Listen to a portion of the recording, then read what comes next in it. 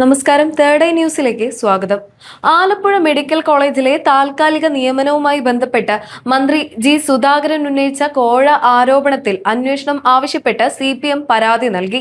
മുൻ MLA H സലാം ആഭ്യന്തരമന്ത്രിക്ക് നേരിട്ടാണ് പരാതി നൽകിയത്. സുധാകരൻ ഉന്നയിച്ച ആരോപണങ്ങളിൽ വിജിലൻസ് അന്വേഷണം നടത്തണമെന്നാണ് പരാതിയിലെ ആവശ്യം. ആലപ്പുഴ മെഡിക്കൽ കോളേജ് ആശുപത്രിയിൽ കഴിഞ്ഞ സർക്കാരിന്റെ കാലത്ത് താൽക്കാലിക നിയമനങ്ങൾ നടത്തിയത് പണം വാങ്ങിയാണെന്നായിരുന്നു ജി സുധാകരന്റെ ആരോപണം. 100-ലേറെ പേരിൽ നിന്ന് 2 ലക്ഷം രൂപ വീതം വാങ്ങിയാണ് നിയമനം നടത്തിയതെന്നും അദ്ദേഹം ആരോപിച്ചിരുന്നു.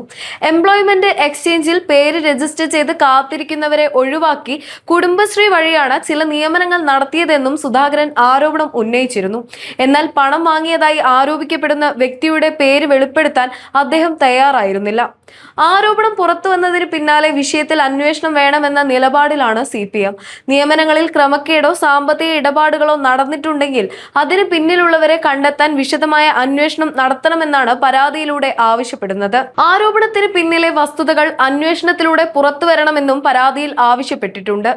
ജി സുധാകരനും CPM-ഉം തമ്മിലുള്ള ഭിന്നതകൾക്കിടയിലാണ് പുതിയ നീക്കം. അടുത്തിടെയും സുധാകരന്റെ വിവിധ പ്രസ്താവനകളെ ചൊല്ലി CPM നേതൃത്വം വിമർശനം ഉന്നയിച്ചിരുന്നു.